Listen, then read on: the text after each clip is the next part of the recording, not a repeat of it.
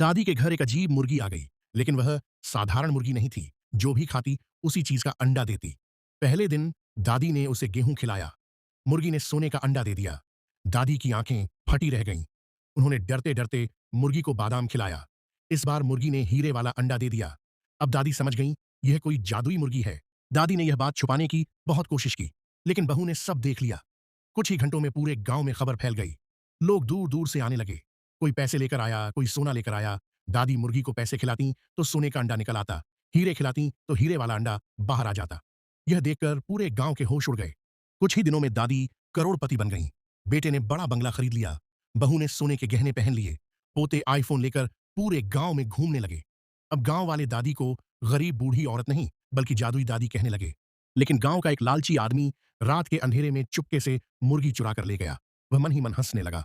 अब मैं दुनिया का सबसे अमीर इंसान बन जाऊंगा।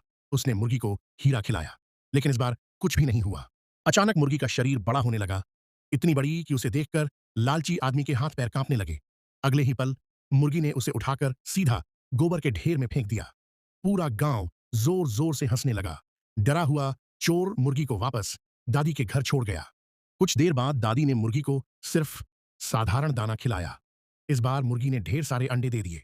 दादी ने उन अंडों को शहर में बेच दिया। फिर गांव के गरीब लोगों की मदद करने लगी। दादी ने किसी को नई साइकिल दिलवाई, किसी की टूटी छत बनवाई, किसी के बच्चों की स्कूल की फीस भरवाई। पूरा गांव खुशियों से झूम उठा। तभी मुर्गी ने एक चमचमाता हुआ बड़ा अंडा देना शुरू कर दिया। पूरा गांव हैरानी से देखने लगा।